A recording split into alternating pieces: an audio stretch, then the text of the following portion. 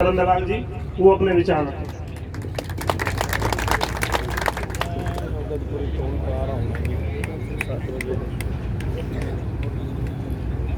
आज के हमारे इलाके के कष्ट निवारण के लिए बुलाई गई इस महापंचायत के आदरणीय अध्यक्ष और हमारे इलाके की शान एडवोकेट साहब श्री ओपी शर्मा जी और यहाँ पर उपस्थित सभी राजनीतिक दलों के माननीय पदाधिकारीगण, पूर्व विधायक और हमारे इलाके की सभी बिरादरी, आस पड़ोस फरीदाबाद और पलवल इलाके से आए हुए सभी नौजवान साथियों और प्यारे बच्चों, बहुत देर से आप इलाके के ऊपर जो ये मुसीबत आई है उसके बारे में सभी नेताओं का, सभी पंचों के आपने अपने अपनी जो वक्तव्य हैं वो सुने।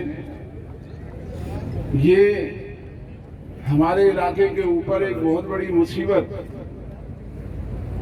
सरकार द्वारा ला दी गई है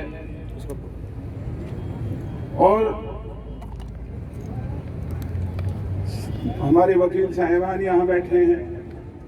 मैंने वो नेशनल हाईवे एक्ट पढ़ा है और मेरा सभी यहाँ पढ़े लिखे नौजवान साथियों से और खास करके वकील साहिबान से निवेदन है कि नेशनल हाईवे एक्ट गूगल के ऊपर भी है, अपने चलते चलते भी टेलीफोन के अंदर खोल करके उसे आप पढ़ सकते हैं। जो नितिन गडकरी ने कहा, मैंने उस एक्ट में देखा, वो नितिन गडकरी का बयान नहीं है। वो नेशनल हाईवे एक्ट की मर्यादा है कि 60 किलोमीटर से पहले कोई टोल नहीं लग सकता। गडकरी ने तो बयान दिया है, महकमे का मंत्री है, लेकिन मंत्री कुछ भी कहे ये जरूरी नहीं कि वो बात सही होती है। एक्ट में जो लिखा हुआ है वो बात सही है और एक्ट ये कहता है कि 60 किलोमीटर तक कोई टोल नहीं लगता। आज इस NH2 जो ये पहले हुआ करता था, दिल्ली से आगरा इसका नाम दिया गया, 6 लेन का 6 लेन एक्सप्रेस हाईवे बनाने का इसका ऐलान हुआ। सबसे पहली जाति तो हमारे इलाके के साथ इस मौजूदा सरकार ने तब की थी जब इस नेशनल हाईवे 2 नंबर को, इनको 2 नंबर भी बर्दाश्त नहीं हुआ और आज तक इन्होंने बताया नहीं कि ये 2 नंबर हटाया तो क्यों हटाया। आज तो इस हाईवे का शायद नंबर भी पता नहीं कितना है, 19 नंबर। सरकार ने ये नहीं बताया कि 2 नंबर को गुजरात में देने की क्या जरूरत थी और हमें 19 नंबर बनाने की क्या जरूरत थी। फिर वही जो नेशनल हाईवे एक्ट है वो ये साफ तौर पर वहां पार्टियों के बाकायदा दस्तखत हैं। सबसे पहले ये रिलायंस कंपनी ने इस 6 लेन हाईवे को बनाने का ठेका लिया था, उनके इसके ऊपर हस्ताक्षर हैं कि आगरा से लेकर दिल्ली तक जितने इसके ऊपर पुल बनेंगे, जितनी ये सड़क होगी, ये 6 लेन सारा का सारा ये हाईवे बनाया जाएगा। तो एक तो आज हमारे इलाके के सभी भाइयों को ये सोचना होगा कि इतना पैसा लगा करके, वर्ल्ड बैंक एडेड ये प्रोजेक्ट है, वर्ल्ड बैंक से इसकी सबसे पहले मंजूरी हुई, वर्ल्ड बैंक से इसका कर्जा लेने की तैयारी हुई और उसके बाद ये रिलायंस को BOT जिसे कहते हैं, बिल्ड ऑपरेट एंड ट्रांसफर, उसके नाम पर ये रिलायंस को सौंप दिया गया। और देखते ही देखते हालात ये बने कि वो जो रिलायंस है, अनिल अंबानी की कंपनी, उसका बेड़ा गर्क होने लगा और उसने सारे कानून ताक पे रख करके एक सिंगापुर की क्यूब कंपनी है, उस कंपनी को मनमर्जी रेट के ऊपर, जैसे कि उन्होंने ये दिल्ली से आगरा उनकी रियासत है और यहाँ पर बसने वाले सभी लोग उनके गुलाम हैं और कोई भी यहाँ आवाज नहीं उठाएगा। क्यूब कंपनी ने रिलायंस से और ये ज्यों की त्यों सारा प्रोजेक्ट अपने ऊपर ले लिया। और जैसा कि पूर्व वक्ताओं ने कहा, ये वकील साहिबान इस बात को गौर से देखें और पढ़े लिखे बच्चों से भी मेरा निवेदन है, RTI का जमाना है, आप RTI में ये दरखास्त लगाएं कि जो रिलायंस ने क्यूब कंपनी को ये सड़क बनाने का जो ठेका तबादला किया, क्या उसने भारत सरकार की शर्तें पूरी की? कोई भारत सरकार की शर्त पूरी नहीं हुई। जो इजाजत भारत सरकार की होना चाहिए वो कोई इजाजत नहीं ली गई। क्या इसकी कीमत जो उन्होंने आकी और उन्होंने क्यूब कंपनी को कह दिया कि इतने 1000 करोड़ रुपए आप लेंगे। क्या उन्होंने कोई सर्वे कराया कि सड़क के निर्माण पर कितना पैसा लगना है? कोई सर्वे नहीं हुआ।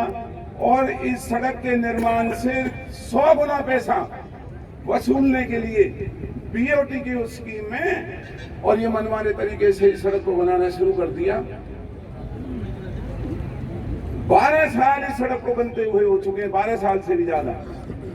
कानून ये कहता है और उनके इस इकरारनामे में लिखा हुआ है 2038 तक ये केवल टोल ले सकते हैं इस इलाके से।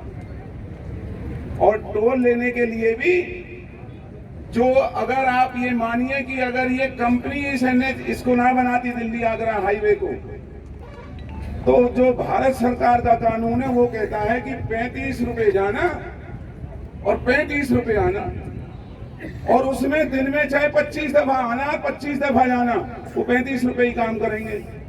तो फिर बीओटी ने, क्यूब कंपनी ने, जो हर दफा आने जाने के 110, और अखबार में मैं देख रहा था 315 रुपए का अखबार में ऐलान आया है कि भाई जो 20 किलोमीटर के दायरे में रहने वाले लोग हैं उनका पास 315 रुपए का बनाया जा रहा है।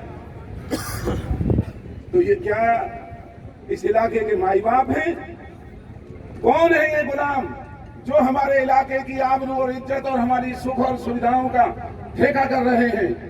लानत है उन सरकार के हुक्मरानों की जो हमारे रक्षक होने के साथ साथ हमारे बनाए हुए, हमारे ही उस पर करने की बजाय हमारे दुखों का उद्घाटन करने के लिए घरों से निकलते हैं। क्या हक है ये टोल लगाने का, जब पलवल में 6 लेन प्रोजेक्ट कानून से ये बनना है, कंपनियों के हस्ताक्षर हैं। आज 4 लेन का ये जो पुल बना है पलवल के अंदर, ये कौन से कानून से बना है? सरकार बताए। जब ये कॉन्ट्रैक्ट की मर्यादाएं पूरी नहीं हुई, कानून की मर्यादाओं को पूरा नहीं किया गया, 6 लेन का हमारा पलवल के अंदर पुल नहीं बना। और जैसा टेकचंद शर्मा जी ने कहा कि बघौला तक में कोई पुल नहीं है, जहां से निकलने में कितने जो ट्रक आते हैं जनौली की तरफ से, कितने बड़े वहां जाम लगते हैं। तो ये जो सारी बातें हैं, ये हमारे साथ वो वाला काम हो रहा है कि जब कुल्हाड़ी पेड़ को काट रही थी तो पेड़ ऊपर बैठा देख रहा था, रो रहा था, इस कुल्हाड़ी की तो क्या हिम्मत है, ये जो बेंटा इसमें लगा हुआ है ना, ये बेंटा मेरी लकड़ी का है, इसलिए इसकी हिम्मत है जो ये मुझे काट रहा है। आज कई वक्ताओं ने पुराने समय के विधायक और उनके बारे में भी अपनी बात कही। कोई कुछ भी बोल सकता है, इस प्रजातंत्र में किसी के ऊपर कोई रोक नहीं। जो प्रमुख जिम्मेवारी है वो सरकार की होती है। आज सरकार के विधायक और सांसदों को ये बताना होगा कि ये गैर कानूनी तरीके से, गैर मर्यादित हमारे ऊपर ये जो जजिया कर लग रहा है, ये क्यों लगाया जा रहा है? ये जो टोल है ये गैर कानूनी है, ये क्यों लगाया जा रहा है? ये जो पुल पलवल के अंदर बना 4 लेन का, जो 6 लेन का बनना चाहिए था, ये गैर कानूनी काम हुआ है। और इतना बड़ा फ्रॉड, हजारों करोड़ रुपए का फ्रॉड इस सड़क के निर्माण में हुआ है, जिसके अंदर भारतीय जनता पार्टी के नेता शामिल हैं, इनके अधिकारी शामिल हैं, चाहे वो राष्ट्रीय राजमार्ग मंत्रालय है, चाहे ये प्राइवेट में जो काम कर रहे हैं ये हैं, या वो ठेकेदार हैं। कोई कानून की मर्यादा का पालना नहीं हुआ। और अगर ये समझते हैं हमारे इलाके के ऊपर इस तरह की जुल्म और ज्यादती करने में ये कामयाब हो जाएंगे, तो ये इनकी बहुत बड़ी भूल है। मैं यहाँ पर आई हुई पंचायत से हाथ जोड़ करके यही अपील करता हूँ, ये हमारे आने वाले वक्त का सबसे बड़ा इम्तिहान है।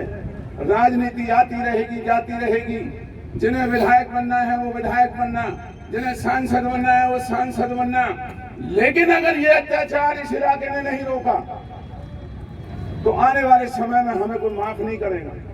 पहले ही इस हरियाणा देश के अंदर हमारी हैसियत को प्रसन्न चिन्ह हमारे ऊपर लगाए जाते हैं। वक्त आ गया है कि गीता में लिखा है कि जुर्म करने वाला ही पापी नहीं होता, जुर्म को बर्दाश्त करने वाला उससे भी बड़ा पापी है जो पाप कर रहा है। तो मैं आपसे ये हाथ जोड़ के विनती करता हूँ, फैसला अभी पंचायत करेगी, जो पंचायत फैसला करेगी उसे सरमाथे पर मान करके और हम अपने इलाके के इस कलंक को इस इलाके की धरती से मिटाने का प्रयास करेंगे। लेकिन मेरा आपसे हाथ जोड़ के निवेदन है, और खास करके जो वकील साहिबान हैं, एक वकील जो हमें समय दे सके। एक तो इसमें हमें तुरंत आरटीआई लगाने की जरूरत है हर बात के ऊपर, कि भाई ये पुल पलवल का नहीं बना, 6 लेन का, तो क्यों नहीं बना, इसका आरटीआई का जवाब लेना पड़ेगा। मंत्री जी, सरकार जवाब ही नहीं देती किसी आरटीआई का। अगर वो नहीं देंगी तो फिर हम कोर्ट में वो बातें कह सकते हैं। और ये लड़ाई लड़ने के लिए सरकार के ऊपर हाई कोर्ट के अंदर, सुप्रीम कोर्ट के अंदर हम सीधे एफिडेविट देकर के इल्जाम लगाएंगे कि सरकार के मंत्रियों की, सरकार के अधिकारियों की और इन बेईमान ठेकेदारों की मिलीभगत से ये सबसे पहले तो इनके खिलाफ जांच होनी चाहिए कि जो मनमाने रेट लगा करके इन्होंने जो काम 1000 करोड़ में हो सकता था वो आज कितने हजार में क्यों हो रहा है, एक तो इसकी जांच हो। दूसरा, जब ये एनएचएआई का कानून इजाजत नहीं देता कि गतपुरी के ऊपर टैक्स, ये टोल बने, कौन से कानून के तहत गतपुरी के अंदर टोल बनाया जा रहा है, हमें कानून बताएं। हम जो मिन्नत कर रहे हैं, हम जो यहाँ इस तरह की बातें कर रहे हैं, हमें कम से कम बताया तो जाए कि कौन से कानून के तहत ये गतपुरी का टोल लगा है। सब कुछ एनएचएआई के कानून में लिखा है, पढ़वाएं हमें। और अगर उस कॉन्ट्रैक्ट की शर्तें पूरी नहीं हुई हैं, पलवल के अंदर जो टोल बना है वो गैर कानूनी और 4 लेन का बना है जो कि 6 लेन का बनना चाहिए था, ये जितने भी हाईवे की जो सुविधाएं हैं और जो गाड़ियों से जो पैसा वसूलने का, ये कौन सा कानून है कि जो ये चाहेंगे वो पैसा गाड़ियों से यहाँ वसूलेंगे। उन सारी बातों की आरटीआई लेकर के आप सब उसमें जुट जाएं, और हम भी आप सबकी मेहरबानी से सारे कानूनों के पहलुओं को देख रहे हैं। और हमारा जो इरादा है, इलाका जो करेगा, इलाके का फैसला सर आंखों पर, लेकिन कानूनी लड़ाई भी हमें लड़नी पड़ेगी। और मैं आपसे हाथ जोड़ के निवेदन करता हूं कि मेरा कई दफा नाम लिया, मैं तो कुछ भी नहीं, मेरी क्या हैसियत है, हैसियत है तो इस इलाके की है, आप सबकी है। अगर सभी भाई साथ हैं तो इलाके की हैसियत बनी रहेगी। एक मेरे जैसा आदमी इलाके की लड़ाई नहीं लड़ सकता। इसलिए आप सब इसमें मिलकर के, इकट्ठे होकर के, अपने राजनीतिक दलों के मतभेदों को बुला करके हमें ये सोचना है 2038 से भी इस कॉन्ट्रैक्ट को आगे बढ़ाने की दरखास्त लगाई जा रही है। ये जो कल से टोल शुरू होना था, जो नहीं हुआ है, ये केवल आपकी जो भाई हमारे एमएलए साहब ने जो ये शुरुआत की, और जब इनको पता चला कि भाई ये तो पंचायत होने जा रही है, तो शायद उन्होंने कल से टोल लगाने की काम को शायद रोक दिया है। कल से नहीं लगाया जा रहा है जी? नहीं, ये कल से लगा रहे थे। हाँ, लेकिन जब भाई टेकचंद जी ने ये पंचायत का आह्वान किया और आप सबने आने की हामी भरी मैं देख रहा हूँ, और धन्यवाद करता हूँ सबका कि चाहे वो किसी भी राजनीतिक विचारधारा का है, इलाके के दुख में यहाँ आया है और सहयोग की बात की है, तो तब जाकर के इस कंपनी के हाथ पैर फूले हैं और इन्होंने इसको कल से ना लगाने का फैसला किया है। और वो ये भी अच्छी तरह से अब जान चुके हैं कि कानून की एक एक रूह से, इन्हीं के कानून की रूह से, इनके एक एक कपड़ा उतार करके अगर इस इलाके के सामने इनको नंगा करके ये साबित नहीं किया, ये बेईमानी है हमारे साथ, और ये सरकार करे या ना करे, कानून से हम लड़ेंगे। और जैसा कि मेरे से पहले कहा, कानून के साथ साथ अगर इस इलाके की भी कृपा हो जाए तो मैं दावे से कह सकता हूँ इनकी क्या हैसियत है जो ये हमारे इलाके के साथ इस तरह की जाति कर जाए। कर लो आप लोग फैसला, लेकिन वो फैसला बहुत सोच समझ के करना होगा। तो मैं ज्यादा ना कहता हुआ, क्योंकि समय बहुत हो गया है, मैं आपसे यही निवेदन करता हूं कि जो कानूनी अमली जामा तैयार हो रहा है उसमें जिस भाई से जो आरटीआई, जो भी खबर आपके पास आती हो, प्यूर कंपनी के सारे उनके पन्नों को खोलो, देखो उन्होंने दुनिया में कहां कहां बेईमानी की है। रिलायंस कंपनी के पन्नों को खोलो, कि रिलायंस कंपनी ने ये ठेका लेकर के आगे क्यों बेचा? क्या वो इस इलाके के मालिक थे? कहां सो रहा था देश का कानून? जब वो उसको बेच रहा था तो सरकार ने क्यों नहीं इतराज उठाया?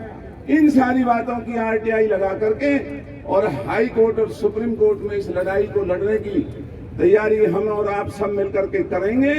और इसके अलावा जो आज की पंचायत फैसला करेगी उस फैसले को सर आंखों पर रख करके हम अपने इलाके में के इस काम में मिलकर के काम करने की पूरी तरह से कोशिश करेंगे।